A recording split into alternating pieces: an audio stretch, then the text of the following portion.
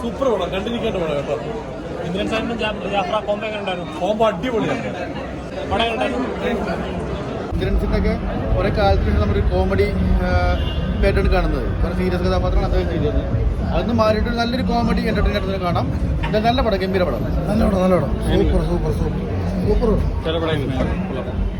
ഒരു സാങ്കല്പിക കഥ.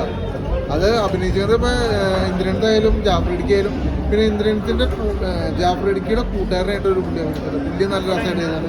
എന്തായാലും സാങ്കല്പിക കഥ അത് നല്ല രസമായിട്ട് ചെയ്തിട്ടുണ്ടാകും ഞാൻ പറയാം. സൂപ്പർ, അടിപൊളി.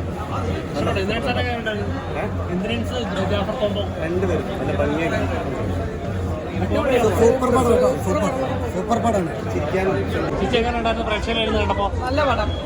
കുറേ നാളിന് ശേഷം ഫാമിലി ആയിട്ടിരുന്ന് കാണാൻ പറ്റിയൊരു പടമാണ്. ഷെനിഗാമി എന്താണെന്ന് പടം കണ്ടിട്ട് മനസ്സിലാക്കും. ജാഫ്രക്കയും നമ്മളെ നല്ലൊരു ഫാമിലി പടം തോന്നുന്നില്ല. കുറച്ച് വ്യക്തികളുണ്ട്. കുറേ നല്ല കാര്യങ്ങൾ അതിനകത്തുണ്ട്. സുഹൃത്തിൻ്റെ എന്താണെന്ന് മനസ്സിലാക്കാൻ പറ്റും, ഫാമിലി എന്താണെന്ന് മനസ്സിലാക്കാൻ പറ്റും. എല്ലാവരും തിയേറ്ററിൽ പോയി പടം കണ്ട് വിജയിക്കും.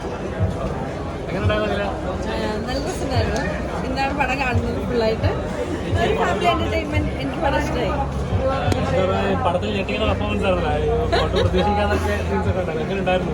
ഡിഫറെന്റ് ക്യാരക്ടർ ആയിരുന്നു ഇതുവരെ ചെയ്തിട്ടുള്ളതിൽ വെച്ചിട്ട്. കുറച്ച് ഇപ്പൊ കഴിഞ്ഞൊക്കെ ഇറങ്ങിയത് കുറച്ച് കോമഡി ഒക്കെ ആയിരുന്നു. പക്ഷെ ഇത് കുറച്ചുകൂടെ സീരിയസ് ആയിട്ടുള്ള ഒരു ക്യാരക്ടറായിരുന്നു. അതുകൊണ്ട് ഒരു ടെൻഷൻ ഉണ്ടായിരുന്നു എങ്ങനെ വരുന്നത്. പക്ഷെ എല്ലാവർക്കും ഇഷ്ടമായി.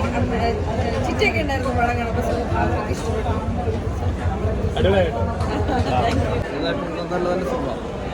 നല്ല സിനിമ, ചെറിയ സിനിമ നന്നായിട്ട് വന്നിട്ടുണ്ട്. കോമഡിയാണ് പടം.